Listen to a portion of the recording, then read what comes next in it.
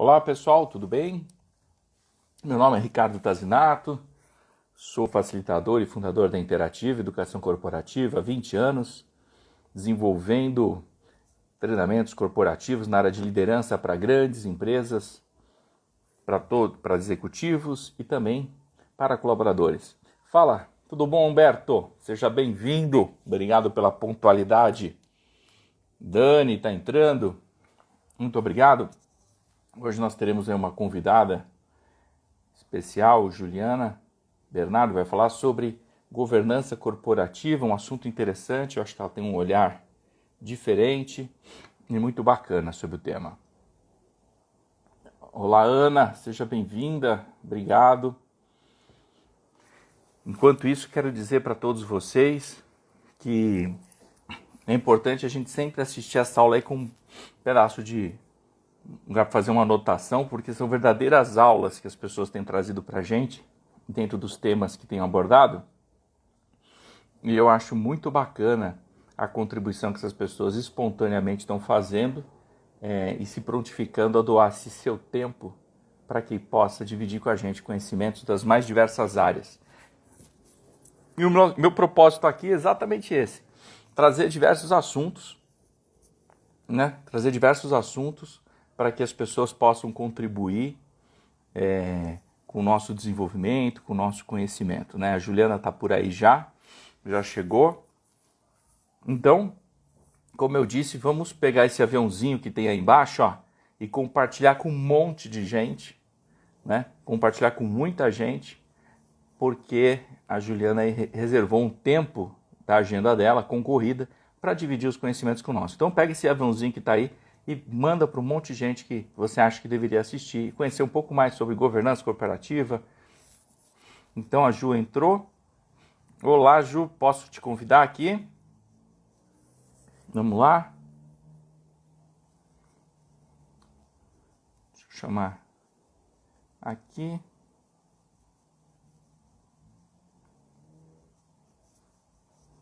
Muito bem.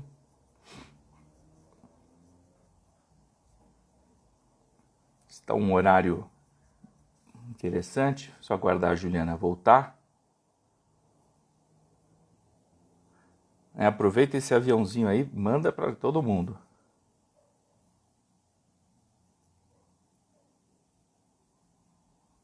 Também já fiz a minha parte.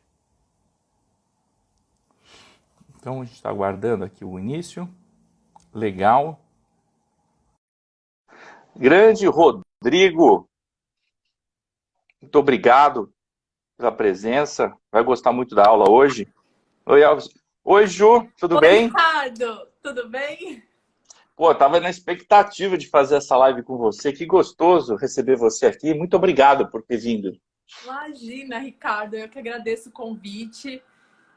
Quando a gente fala em governança, né, é sempre uma paixão para a gente que atua com isso, poder ser chamada para falar sobre esse tema, né, por esse tema começar a despertar o interesse das pessoas. Então, agradeço muito o convite, a participação aí nessa live, que acredito que a gente vai trocar muita informação bacana.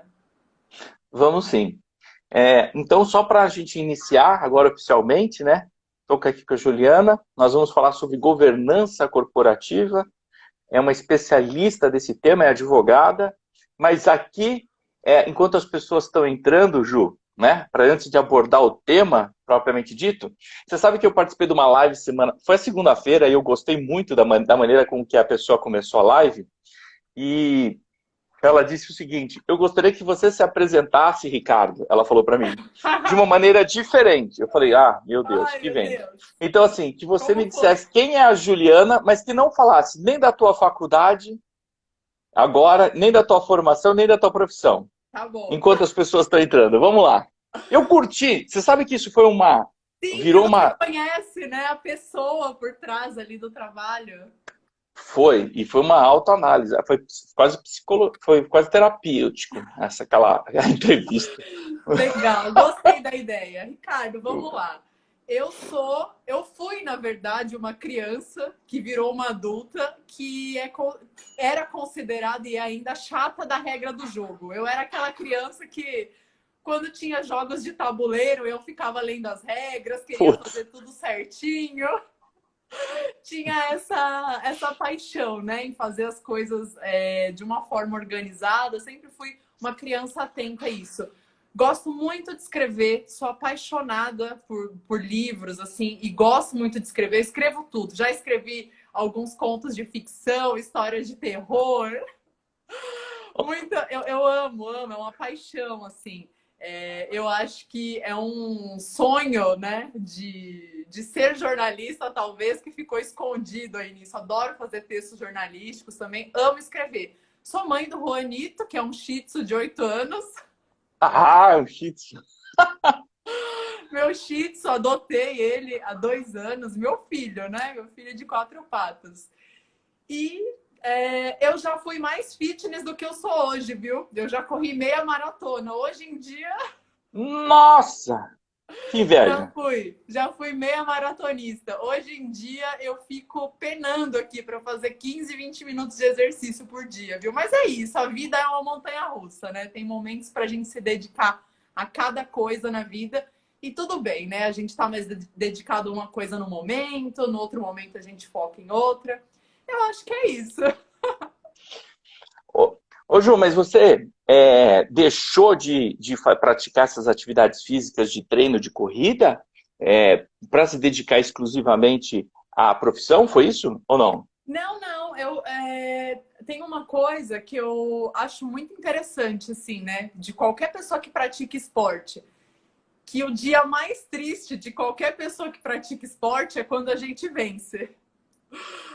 Porque acaba a motivação de fazer depois. O meu objetivo era fazer a meia maratona. Então eu Ah, corria tá. bastante, treinava. Quando eu terminei, eu pensei assim, e agora? Vou ter que fazer outra prova. Tá, não é o momento. E aí você vai desanimando, fui fazendo outras atividades, enfim.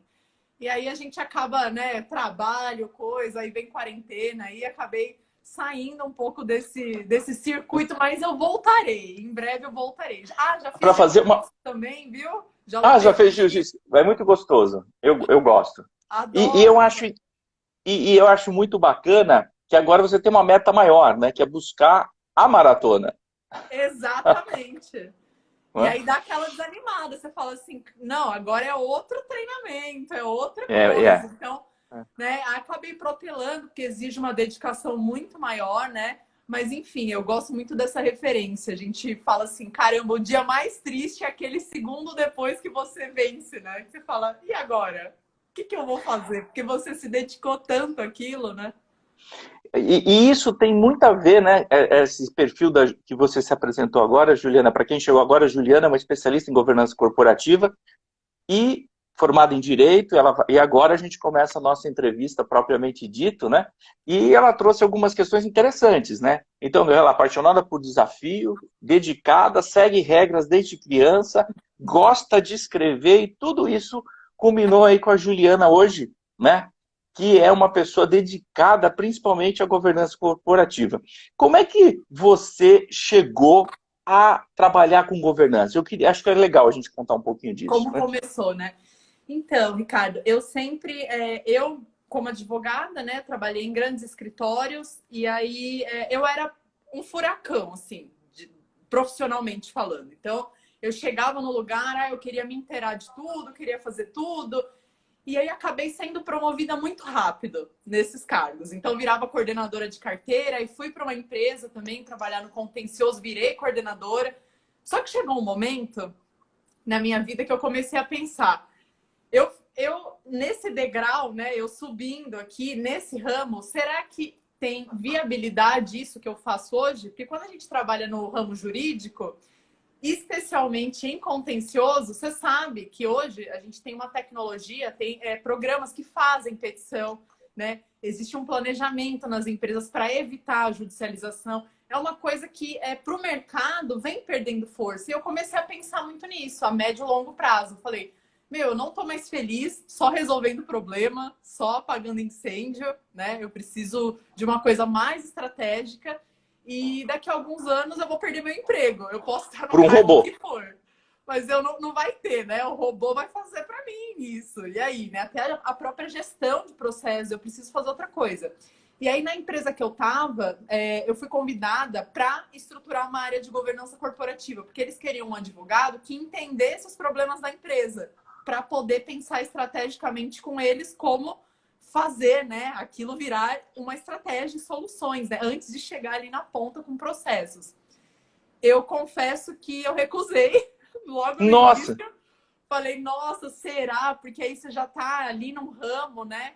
Você está bem já, está reconhecida, está confortável com as suas atividades. Mas aí eu falei, não, acho que na segunda vez me chamaram, eu falei assim, vou pensar um pouco. Na terceira eu falei, tá bom, eu vou. Porque na terceira eu já tinha estudado muito o que era governança corporativa. Eu procurei muitos profissionais que atuavam já no mercado para me falarem o que era e se tinha alguma coisa a ver comigo, qual seria o desafio. E eles falaram, meu, vai, é isso, é a nova forma de pensar, né, juridicamente, né? Você vai tratar dessas questões estrategicamente, e acabei aceitando esse desafio. E aí, nessa área, participei de toda a estruturação, então a criação de políticas, reforma estatutária, assessoria aos conselhos. Então, foi criado zero, né? Uma empresa que não tinha isso, foi na estruturação disso que eu comecei a me engajar sobre o tema, me apaixonar. E aí entrei em comissões, grupos de estudos, comecei a fazer um monte de coisa, fui chamada para dar aula também. Hoje eu sou professora de governança em cooperativas. Então é isso, acho que a gente às vezes tem coisas que a gente está mais habituado a fazer, tem momentos da vida que a gente precisa dar um passo atrás, assim, nesse sentido, né? Não só financeiramente, de estou crescendo aqui a minha posição, mas o que você faz hoje vai existir daqui a um tempo? A gente sabe que as empresas vão existir, a gestão de empresa vai existir há muitos anos, muito mais do que, de repente, uma área de contencioso. Então foi um estudo analítico mesmo, atrelado a essa minha paixão aí de gestão também, que foi determinante. E assim, quem gostaria de participar, de trabalhar com conselho, né? De administração, fazer parte de governança, né? Eu acho que cada pessoa tem seu caminho e vão chegar de maneiras diferentes, eu entendo isso. Mas, rapidamente, assim, eu gostaria de... Como que é? Como é que a pessoa faz, para quem está ouvindo a gente, fala, puxa, esse negócio de governança corporativa é interessante, né? Não vou trilhar o caminho da Ju, porque é específico, né? Tem um DNA teu ali. Mas, assim, o que a pessoa tem que fazer? O que ela tem que conhecer? Olha, essa pergunta é muito interessante, porque algumas pessoas, às vezes, têm um pensamento de que ou só advogado pode atuar com governança corporativa, ou só quem é gestor de empresa, né, que é responsável por governança corporativa, e não é. Existem vários trabalhos na governança corporativa, numa estruturação de governança corporativa numa empresa, que podem ser feitos por outros profissionais. Então, assim, existem executivos, existem profissionais de governança que não têm formação jurídica. E é até interessante que tenha essa diversidade de competências para poder fazer uma estrutura, né, que atinja ali a todos os interesses. Então, vamos dar um exemplo. Tem uma pessoa, por exemplo, que ela trabalha na área administrativa e ela gosta dessa parte aí de relações públicas, de assessoria. Ela pode, sim, assessorar reuniões, fazer a secretaria de reunião, elaborar as atas, ficar responsável por enviar esses materiais, alimentar portal de governança, fazer toda essa estrutura, né? Por exemplo, quando tem assembleia, votação, cuidar dessa parte, né, de organização.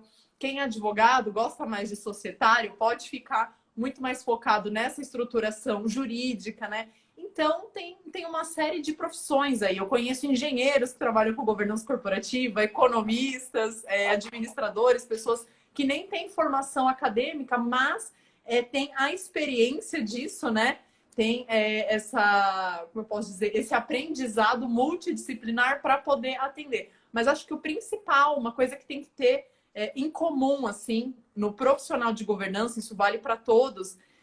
Primeira coisa, ter uma visão global das coisas. Tem que ser uma pessoa que naturalmente tem essa coisa de ser curioso, de querer entender o porquê do funcionamento daquilo, né? Tem que ter essa visão global mesmo, o radar ligado, né? Para poder passar o máximo de informações que você imagina. Tá acontecendo uma reunião de conselho e aí existe a discussão de aprovação de um projeto ali que você, como profissional de governança, sabe que existe uma cláusula no contrato social que está em desacordo com aquilo. Então, se você não faz associações rápidas, se você não consegue fazer esse link, estão discutindo um projeto na área comercial, só que isso vai impactar lá com o pessoal de marketing. Se você não faz essas conexões e não dá esse suporte para o conselho, né, você fica ali como um espectador só da reunião. Não é essa a ideia. A ideia é você assessorar nesse sentido, né? Munir de documentos, de informações, fazer todo esse trabalho estratégico. Uma segunda característica que eu acho muito importante, eu acho que é ter um perfil comportamental, assim, de integridade, de ética, né? Entender que o que acontece na sala do conselho ali, fica ali, né? Não existe corredor, estão discutindo ali um plano de sucessão específico, não tem essa de falar, nossa, eu acho que alguém vai subir. Não, acabou. Você fechou seu notebook, saiu da sala, a profissional que ficou ali morreu. Você não levar isso para os corredores, não levar isso nem para sua vida pessoal, né? É muito importante, porque às vezes fala, eu chego em casa, eu comento os detalhes lá do meu trabalho, sei lá, com o marido, com o amigo. Não pode, tem que ter um perfil mais reservado, justamente porque as discussões na sala de conselho, elas precisam ser criadas com um ambiente que estimule a liberdade, para as pessoas poderem falarem abertamente sobre o tema, né? E que esses assuntos não sejam depois levados para fora, né? Podendo impactar algum prejuízo aí na empresa. Eu gostei que você tocou nessa questão da integridade e dessa... fechar, né? Deixar no G20 que eu brinco, né? Ou no G4, ou no G6, é o número de pessoas que estiverem na sala, e esse daí ficar um grupo fechado e o assunto morre, né? Perfeito. Eu achei isso Porque muito, senão as muito pessoas na reunião vão falar só aquilo que os outros querem ouvir, vão ficar com uma polidez excessiva, não vão tocar nas questões sensíveis de fato que precisam ser tocadas na empresa, às vezes duras, né? Esse ambiente é importante e por isso tem que ter um perfil de confiabilidade, né, em quem trabalha com isso. Sim.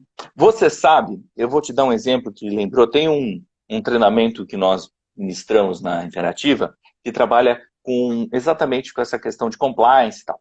Bom, e tem um filme que eu utilizo e que tem uma situação onde as pessoas estão conversando no aeroporto, né?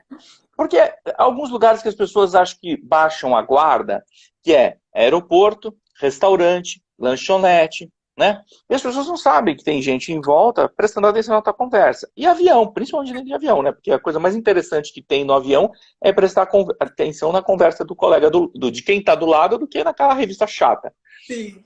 E uma vez eu estava dando um treinamento por uma instituição financeira X, e lá as pessoas saíram para um happy hour, foram num restaurante japonês, estavam fazendo um happy hour, e nesse happy hour estavam discutindo sobre compra e venda de ações, tá?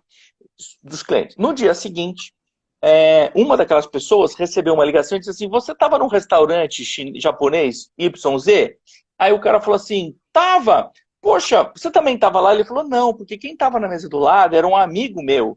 E você estava dizendo o quanto eu tinha comprado e vendido de ações. Né? E isso, para mim, ficou tão emblemático. Exato. Que foi um aluno que trouxe para mim o que aconteceu com ele. E eu falei assim, gente, tem coisas estratégicas, né? Então, o pessoal da indústria farmacêutica, tarará, sai para almoçar, as empresas ficam mais ou menos aqui em São Paulo aglomeradas, próximas uma das outras. Você fala o nome da empresa, às vezes, Ricardo, você nem precisa conhecer a pessoa. Você menciona o nome da empresa, aí alguém que conhece alguém que trabalha lá, comenta aquilo lá e pode impactar em alguma ação que prejudique até aquela terceira pessoa que fique sabendo, ela volta para a empresa, espalha aquela informação, né? É um telefone sem fio, perigosíssimo mesmo. Ótimo. Por isso que eu gostei dessa questão da integridade, que você falou que é muito importante. Dentro do nosso tema, propriamente dito, Ju, para quem chegou agora, estou falando com a Juliana, especialista em governança corporativa, formada em Direito, sempre disciplinada e seguidora de regras. Podem fazer perguntas, né? Já entrou uma pergunta aí sobre LGPD, né? Se você poderia falar um pouquinho sobre LGPD. Não é uma pergunta que estava aqui no meu hall, né? Você quer falar isso agora ou você quer misturar com outro assunto mais para frente? Vamos falar agora já. Ele queria falar assim dos cuidados que a governança está tendo em relação ao LGPD? Foi o Trevisan. Interessante. Ficou nessa, né? A lei vai ser esse ano, não vai, enfim. Decidiu-se que começa a vigorar agora, de fato, em agosto, né? Nossa! Agora é oficial, vai começar em agosto. Existe uma flexibilização com relação à aplicação de multas, por quê? Tudo que é muito novo, né? A gente fala que algumas leis demoram a pegar pela cultura. A gente não sabe como vai ser na prática, como que vai ser essa fiscalização, né? Como que vai ser esse órgão fiscalizador, a questão do valor das multas ali, né? Que estão altíssimas. A gente não sabe como vai ser isso na prática. Porque se você for pensar, o próprio órgão fiscalizador, que é do governo, eu garanto para você que ele não tem a segurança que a própria lei exige. Perfeito. Né? Tá. Então é aquela coisa, é o teto de vidro, né? A gente não sabe como vai ser. Mas quando a gente está diante de uma instabilidade que a gente já tem vivido, né, durante a crise, e ainda mais essa questão de uma legislação nova agora, a recomendação é se cercar de todos os possíveis problemas que podem acontecer em razão disso. Eu tenho alguns amigos que trabalham com tecnologia na Europa, nos Estados Unidos, que eles já estão muito mais acostumados com essa questão da regulação dos dados, né, lá fora. Por quê? Porque culturalmente existe já esse trabalho independentemente de uma lei. No Brasil, não. No Brasil, as empresas justificam, né, falta de dinheiro para poder investir em tecnologia, né? Ou então a falta de uma penalidade, eu vou primeiro gastar com o que pode me dar um prejuízo, questões tributárias, trabalhistas, e depois eu vejo isso. Então, por isso a lei vem agora para, né, reforçar a necessidade. E eu acredito que, assim, a pandemia, ela trouxe uma questão, né? A gente discutia-se muito isso nas empresas, né? Desse momento, né? Desse boom tecnológico, que aconteceria aproximadamente daqui a uns 3, 4 anos. E aí a gente viu acontecendo isso em 2 meses, né? Foi. E aí existe soluções, né? Eu vejo muitas pessoas falando essa questão da LGPD, preciso contratar uma empresa para fazer toda essa estruturação, preciso contratar um software, fazer né, uma nuvem ali, como que eu vou fazer? Então, assim, existem soluções tão mais práticas relacionadas à cultura, mais do que o próprio investimento em si na tecnologia. Vou te dar um exemplo. Quando você faz a coleta de dados das pessoas físicas, por que a empresa não começa a refletir acerca da necessidade de coletar aqueles dados pessoais identificáveis? Há necessidade de pedir todas aquelas informações mesmo? Então, você começa já na coleta. Você precisa de tudo aquilo para fazer ali, né, a sua operação, né? Existe uma outra dinâmica, por exemplo, que a gente vê muito quando a gente fala de Bitcoin. Não sei se você já ouviu falar, né? A questão dos blockchains, Bitcoin. E quando você faz uma compra, você se despersonaliza. Eu não sou mais a Juliana, eu sou número 03247. Você é o número 8312. Você perde a personalidade, você vira um número. Você tem acesso àquele número. A empresa, lá no caso, né, blockchain, que controla isso, não associa aquele número à pessoa.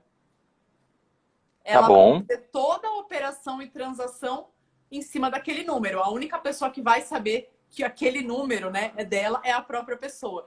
Então, assim, se você for pensar dessa forma, existem critérios e culturas muito mais fáceis de serem implantadas do que você colocar ali um software, um aplicativo, ou contratar uma equipe gigantesca ali para fazer tudo isso, né? A segurança do vazamento. Então, assim, as pessoas estão muito focadas com relação ao vazamento das informações quando elas falam em proteção. E eu acho que o foco tem que ser na coleta. A gente tem que começar no antes. Que dados eu vou pegar? Como que eu vou fazer essa primeira etapa? Porque o gasto com isso futuramente vai ser muito menor na manutenção do que cuidar, né, desses milhares de sistemas aí para proteger, né? Perfeito. E o segundo ponto que você coloca, importante, assim, é trabalhar primeiro, assim, segundo ponto, primeiro, que dado que eu vou coletar que faça sentido. Em segundo, descaracterizar. Em terceiro, cultura da própria companhia. Cultura. Né? Tem uma questão, Ricardo. Você imagina, você tem essa... Porque assim, ó, vamos pensar uma coisa. A empresa pegou todos os dados, ela coletou todos os dados, às vezes desnecessários até. E tem o responsável lá, né, por fazer essa administração dos dados. E aí, o que acontece? Existe uma coisa hoje que é o nosso celular, que é uma câmera, né? 24 horas por dia. Quem garante que aquela pessoa não chega? Eu sempre penso no mais simples. A gente pensa, ninguém pode sair com o computador Invasão, daqui, hacker. invasão, hacker. Eu posso bater uma foto da tela. Nossa, mas não pensei isso. Pois é, se você não trabalhar a cultura de governança corporativa com relação a esses princípios de integridade, de privacidade, né, de ética empresarial, você vai gastar milhões na sua empresa e aí uma foto numa tela de um celular que você não consegue rastrear depois, né, quem foi, da onde veio, você coloca tudo isso a perder. É difícil monitorar esse tipo de coisa. Você vai colocar câmera na empresa inteira, né, para ver. Que também É não... muito complicado. A cultura ela vem antes do investimento, né? Entrando no tema, hoje, quais são as maiores dificuldades que você observa dentro de um conselho de administração?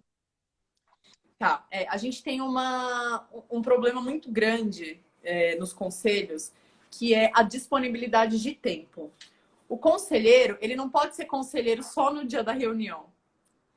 Isso enfim, você vê que em vários tipos de empresas, seja numa empresa de capital aberto, né, ou numa cooperativa, eles têm, não todos, tá? Obviamente, a gente não generaliza, mas quando a gente pensa em problemas, um dos maiores fatores assim que agrava, né, um bom desenvolvimento ali da governança é a falta de tempo, justamente para analisar esses materiais com antecedência.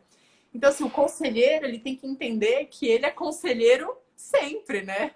Ele é conselheiro todos os dias. Então, assim, a questão, eu sou conselheiro só durante a reunião, então, assim, não olha o material antes. Às vezes, ficam com discussões na sala de reunião que poderiam ter sido antecipadas, de repente, com esclarecimentos prévios, né? Com estudo aprofundado. Às vezes, é uma questão pontual que, sei lá, se tem 10 pessoas numa sala, uma delas não entendeu um ponto específico, às vezes tem que ficar discorrendo de novo aquele assunto, né? Uma coisa que, se a pessoa tivesse atenção ali antes de se preparar para aquilo, teria sido muito mais produtivo.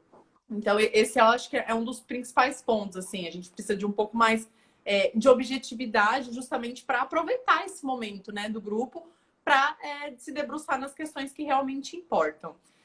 A segunda coisa que eu vejo, assim, que é um pouco polêmico isso, mas enfim. Vou jogar um fogo no parquinho, né? Vou deixar aqui. Eu acredito que é a questão da remuneração. Por quê? Existem duas formas de remuneração. Habitualmente, a remuneração dos conselheiros ela é feita por um valor fechado, né? Então, você tem um valor ou mensal ou por comparecimento em reuniões, né? Você tem um valor fechado, independente do desempenho.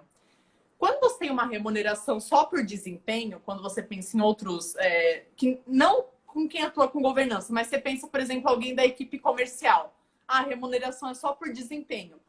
Justifica isso. No conselho não dá para ser só por desempenho. Mas eu acredito no modelo que misture os dois. Por quê? Quando você tem uma remuneração por desempenho só num conselho, qual que é o prejuízo disso? As pessoas vão sempre tomar as decisões visando o lucro. Porque depende, né, do cumprimento de metas, o que elas vão receber, elas deixam de olhar para as questões pessoais, humanas, às vezes éticas, né, por causa do resultado. Mas quando você tem uma remuneração estática também, você cria um conforto, que a gente cai justamente na primeira questão, né? Independentemente do meu desempenho, eu tenho aquela remuneração da participação. Só que existem conselheiros que são muito mais ativos, né? Que participam muito mais, que se envolvem, que estudam, que levam propostas, que se debruçam ali sobre a realidade da empresa, e outros que vão ali só para bater o ponto ali na reunião. Então, acredito que um caminho seja esse, né? Misturar, deixar um pouco de cada para a gente ter.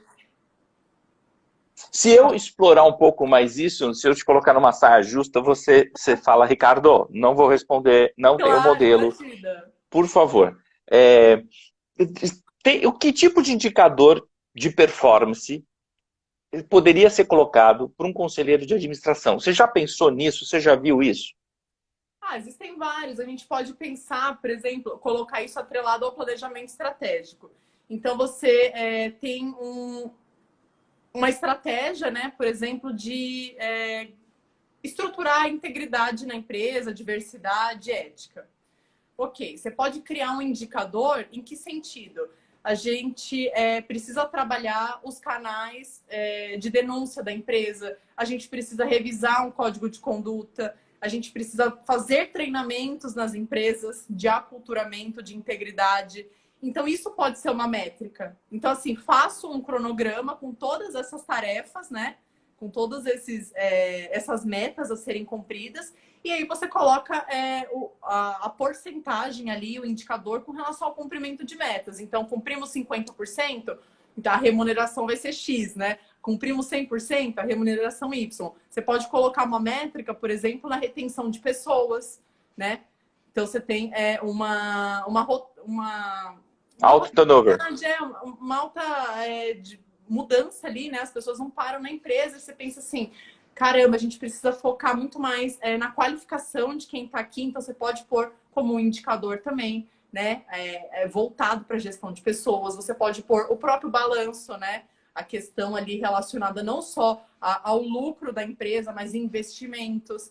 Então, assim, você pode criar várias métricas. É importante você estabelecer algumas de acordo com o planejamento estratégico que a empresa definiu ali, que vai ser o carro-chefe da empresa.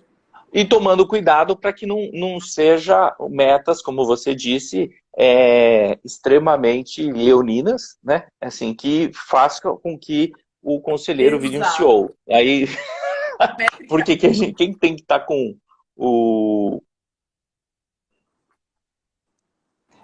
quem tem que estar com... E restabelecer o nossa... Você está me ouvindo? Tô ouvindo. Tá. Quem tem que ter o sangue nos olhos, a busca pela meta, é a direção e o CEO, né? Entendi. Tem que equalizar. E é interessante, porque também o conselheiro... Um minutinho, eu vou ter que carregar meu celular aqui, ó. Um segundo. Vamos lá. Olha, pessoal. Tá bom, olha aqui, pessoal. A gente tá com... coloquei na tomada. Foi rápido. Gente, mas essa mulher... Que é isso? A hora que desligou é porque a bateria acabou. Falei, preciso ligar aqui na tomada. Não, mas ô Ju, mas assim, eu ia fazer aqui para ocupar esse espaço em branco, eu ia fazer, olha, para quem chegou agora, tem aqui a Juliana Bernardo que está falando sobre governança corporativa, formada em Direito. Não deu, na hora que eu falei, você já fiz. E a governança faz por nós, viu? Assim, até o improviso já é meio que no esquema, né? Perfeito, perfeito. Não, eu ia falar assim que o trabalho da governança, ele não é executivo. Né? Ele não é executivo, talvez tenha se tornado executivo nesse período de pandemia, não executivo, mas colaborativo com a execução, né? E o fato de ter metas, você acha que levaria à questão, não mais do comprometimento, mas de uma interferência maior no sistema, ou você acha que não? Então, eu acho que o conselho, ele é estratégia, né? Ele é a cabeça. Então. Se você pensa que toda a estratégia da empresa, os debates, né? Eles nascem ali da construção daquele grupo, do engajamento daquele grupo, a gente tem que pensar que problemas também nascem disso, né? Dos grupos ali. As pessoas discordando, criam essas saias justas. E um dos problemas que é muito recorrente é justamente isso.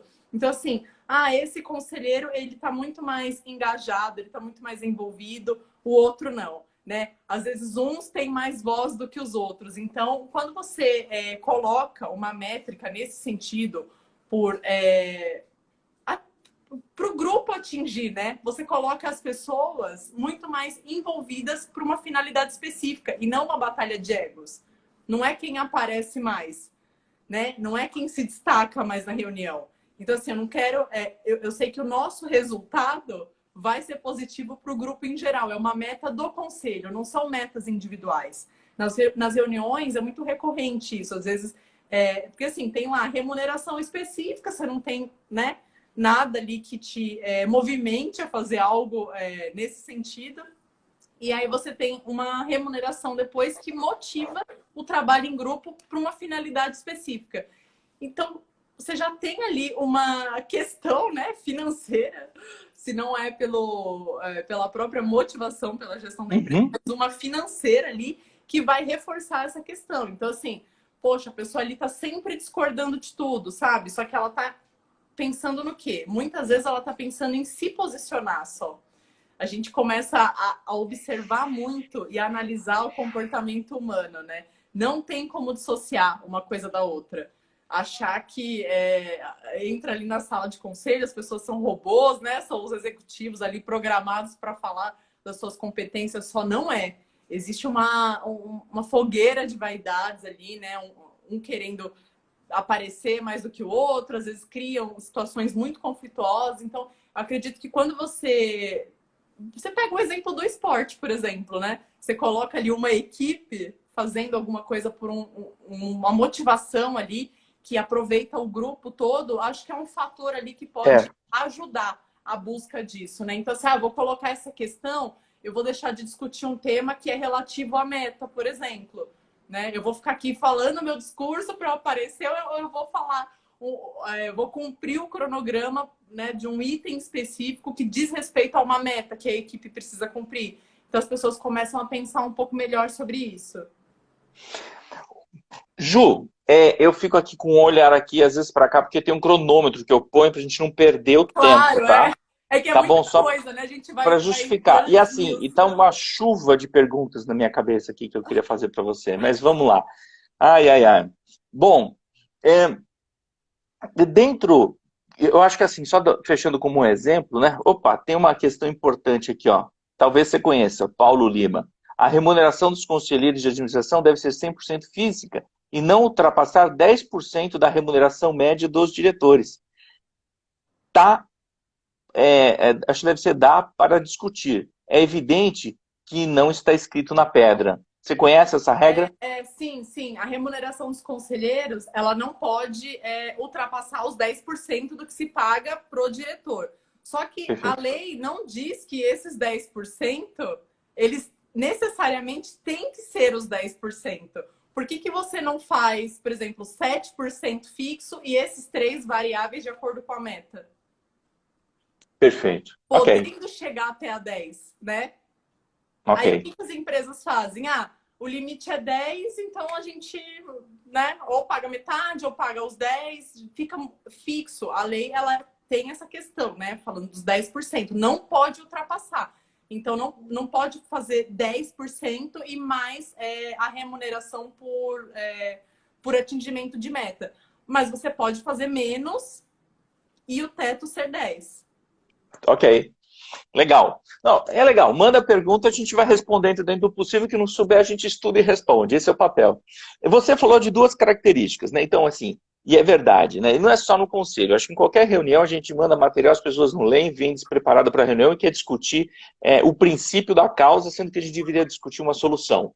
Né? Isso é básico. A outra questão, e é básico que as pessoas não fazem. A outra questão realmente é a remuneração. Tem uma terceira? Tem, a terceira é para fechar agora, é a ausência de diversidade. Vamos lá. Ausência de diversidade na governança. É um tema que eu gosto. Vamos lá. Exatamente. E quando a gente fala de diversidade, automaticamente vem a questão relacionada à diversidade de gênero, né? Que tem sido muito fomentada aí com a participação das mulheres nos conselhos. Mas quando eu falo em diversidade, eu gosto de pensar de forma global. Então, assim, a gente precisa resolver algumas outras questões. Existe a importância, sim, da gente trabalhar a diversidade de gênero, mas existem outras competências ali que são inerentes à diversidade. Quando a gente fala da diversidade racial, quando a gente fala da diversidade etária, quando a gente fala da diversidade de regionalidade e competências também, né?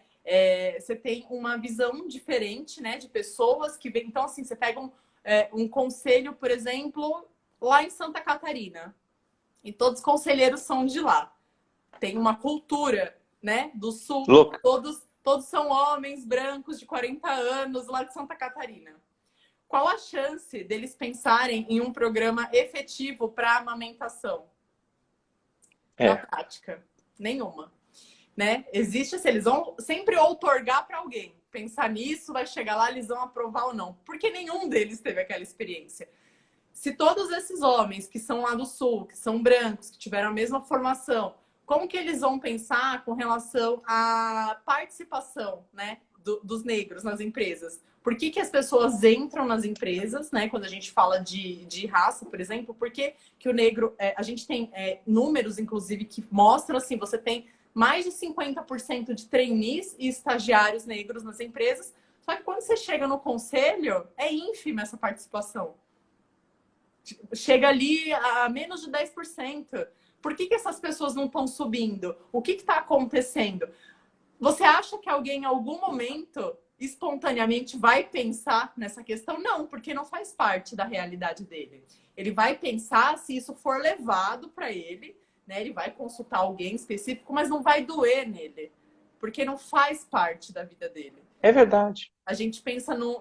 você pega um conselho, por exemplo, você tem só pessoas ali acima de 60 anos. E aí você vai falar, por exemplo, a gente precisa se engajar nas redes sociais porque o dinheiro está aqui agora. Não conversa. Pode ser que tenha gente que tenha uma cabeça ali, né? Mas mais focada nisso, mas a maioria vai ter um pouco de resistência, assim, né? De sair do offline e se jogar no online. Do mesmo jeito que você tem conselheiros muito jovens, só você não tem a expertise do negócio, você não tem a maturidade, né, para tomar uma decisão. Então, essa ausência de diversidade é algo que chama muita atenção, né? Eu vou dar um grande exemplo, né? Quando você vai num evento aí de governança, um dos grandes eventos que tem, né, dessas instituições aí que fomentam o tema. Em 2017, eu lembro que eu fui no meu primeiro. Eu contei quantas mulheres tinham. Assim, é impressionante. Era uma turma, sei lá, de 800 pessoas, dava para contar. Você contava, assim, 20, 30 mulheres. Parecia que tinha sido uma cópia. Todos os homens da mesma faixa etária, brancos. E aí você começa a pensar, você fala assim, as decisões das grandes empresas estão nas mãos de um mesmo tipo de pessoa, né? A questão não está errado. Todos estão lá por mérito. Obviamente estão. Mas... A discussão não é do mérito da pessoa que chegou. Exato, mas, né? assim, Da não preparação. Desculpa. Desculpa, imagina, fale você. Então, a questão é assim, será que uma decisão de forma a adotar ali as boas práticas para a empresa como um todo vão ser representadas em um único perfil, em uma única pessoa, né? Todos os funcionários, toda a população brasileira se vê representada nesse gestor, né? Então, acho que é mais esse cuidado. Obviamente, a gente não pode pensar assim, vamos abrir cotas para o conselho e colocar, né, só para preencher. Não, não é isso. Mas ter um olhar mais ativo e uma autocrítica para começar a pensar sobre essa questão. E da preparação, né? Eu gosto desse raciocínio que vocês têm dentro do área de conselho. Assim, quem é que eu estou preparando nessa jornada aqui desse pipeline para chegar pronto lá, né? E o cuidado para a seleção dos iguais não acontecer, né? Dos semelhantes. O tempo todo eu querer promover as pessoas muito semelhantes a mim, que a gente já sabe que os semelhantes vão ser brancos, cristãos e etc e tal. E eu gostaria, colocando você literalmente numa fogueira, eu não sei, melhor não falar essa. Não, porque são ações sociais que a gente faz, às vezes, sem levar em conta, e aquele exemplo que você me deu em off, que eu amei, que foi assim, levar ações sociais para algumas comunidades, sem conhecer a cultura de determinadas, a regra, os princípios daquela comunidade que a gente está falando, né? Então, eu estou falando de comunidades, não estou falando de favelas, no caso aqui, eu estou dizendo de comunidades em gerais, ribeirinhas, estou falando em comunidades, enfim.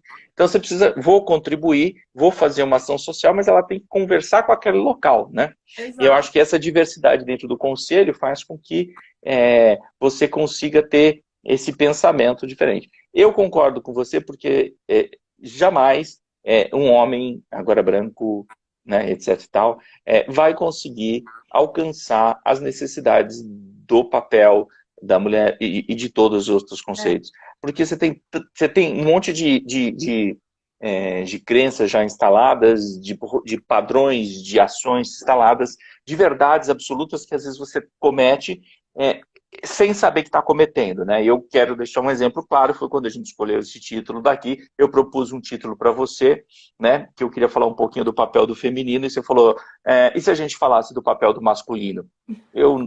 Caraca, é Essa verdade, né? regrinha, né? É só inverter. Que eu amei, né? Então, para as pessoas entenderem, eu ia falar assim, o papel do feminino dentro da governança corporativa, e a Ju, super educada, polida, com a maior classe do meio do mundo, virou para mim e falou assim, Ricardo, né? Substitui a palavra feminina para o masculino, combina, vai ficar legal?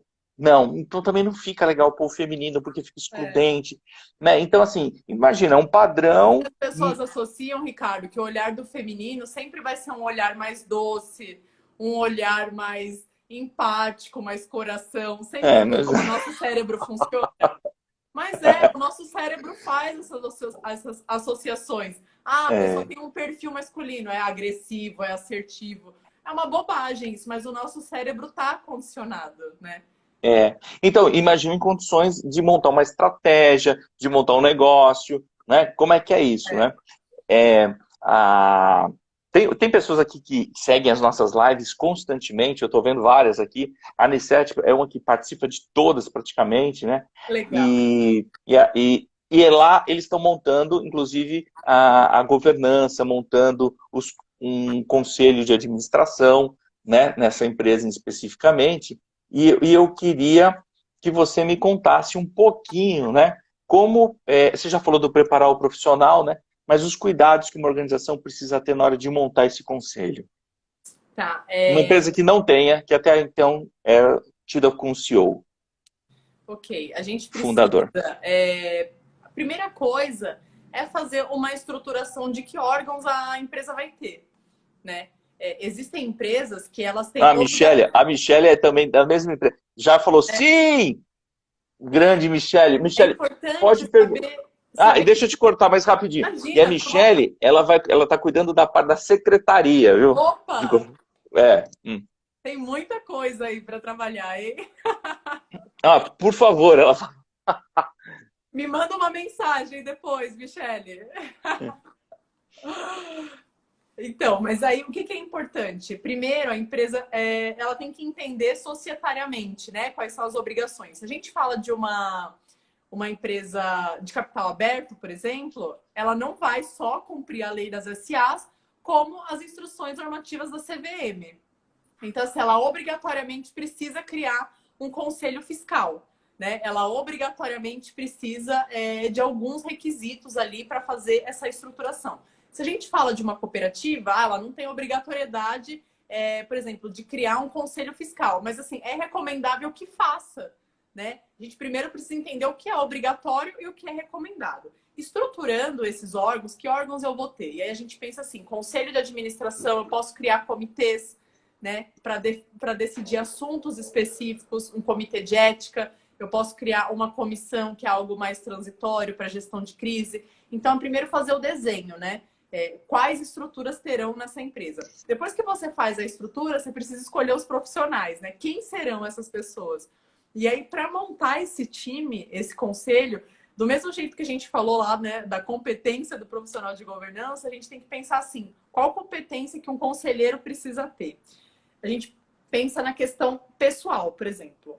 Questão pessoal, precisa ser uma pessoa íntegra, né? Precisa ter esses valores, né, morais ali libados. Precisa ser uma pessoa que conheça do cenário internacional, nacional, de mercado, que tenha esse envolvimento, espírito inovador, né? Que goste de pessoas, né? Que tenha essa questão relacionada a grupos, né? A debater as questões, que saiba levar isso de uma forma produtiva. E profissionalmente é importante que esse conselheiro, não só a formação, né? Mas que tenha experiência. É importante que, para ser conselheiro, que tenha passado já por aquilo, né? Não só a formação acadêmica, mas ele precisa ter vivido aquilo.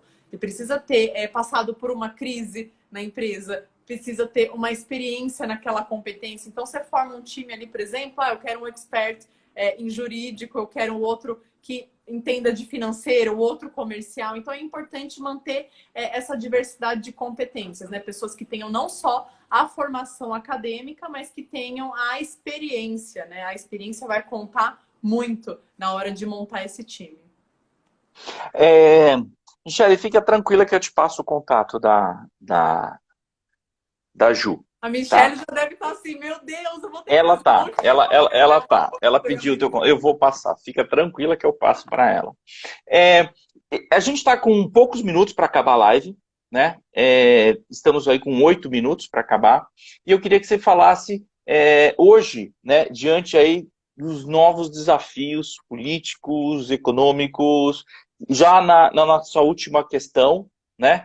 Para a gente já ir fechando o nosso assunto aqui junto com a Juliana, que ela é uma das especialistas em governança corporativa, advogada, e eu, para quem chegou agora, e eu gostaria que você fosse fechando aí, amarrando o que você disse e já colocando, né, essa nova visão de governança. Ricardo, existe uma questão, né, que a gente precisa colocar de vez na nossa cabeça quando a gente pensa em governança. A gente precisa desburocratizar. A gente precisa colocar mais holofote na ética e menos na burocracia, né? No papel cabe tudo. Você pode ter 1 milhão de documentos, políticas, regulamentos. Se o líder não dá o exemplo, não vai adiantar, né? A gente precisa trabalhar muito mais a ética, não só a ética empresarial. A gente pensa na ética, primeiro a ética relacionada à moralidade, né? A pessoa que está ali. Né? São questões que dificilmente uma pessoa que tem valores ali antiéticos vão se modificar, independentemente do documento que exista na empresa. Né? Então, é importante a gente colocar isso como o pilar ali, né? Para começar a estruturar a governança. A empresa quer realmente ter governança? Ela quer realmente fazer isso, né, em prol do coletivo? E aí existe uma questão. Quando a gente fala de empresas, a gente pensa assim, o objetivo da empresa é o lucro. Também é o lucro, mas não pode ser só o lucro. Não pode ser só o lucro, porque o mundo que a gente vive hoje, né, a nossa realidade hoje com essa transformação não comporta mais uma empresa no mercado que exista simplesmente para se beneficiar. Né? Qual que é o papel dessa empresa? Por que ela existe no mundo? Por que os consumidores vão querer comprar aquilo, participar daquilo? Por que os investidores vão querer incentivar aquela empresa financeiramente? O que tem além disso? É só para benefício dos próprios executivos e acionistas?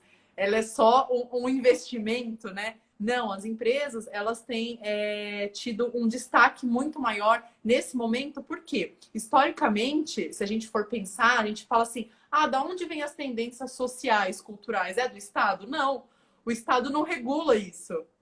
As empresas que têm poder de capital, de comando, elas começam a criar comportamentos que delas vão para a sociedade.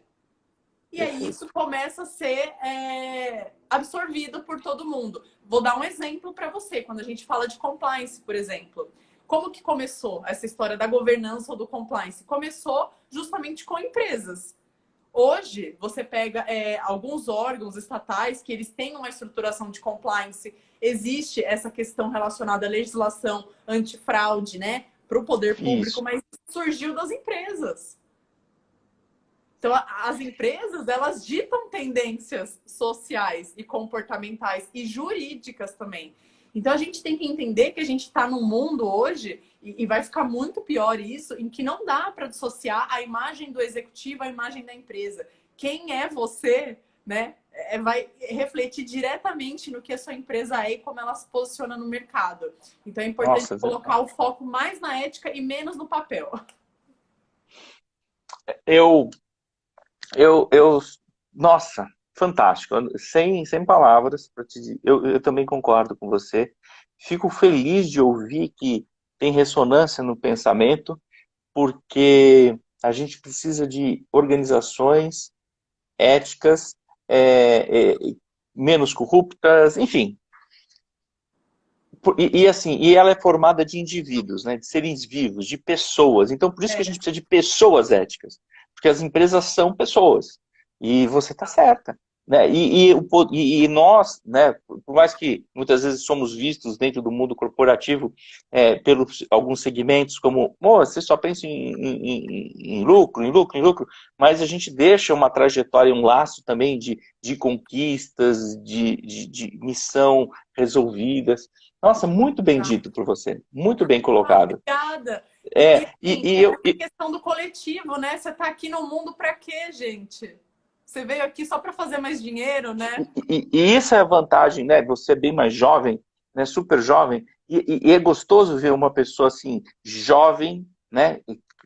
Formada, capacitada, fazendo parte de conselho, com uma cabeça dessa, porque é essa gestão, né? De pessoas como você que vão fazer esse mundo diferente, esse mundo corporativo diferente, né? Por isso que a gente tem algumas questões do basta, né?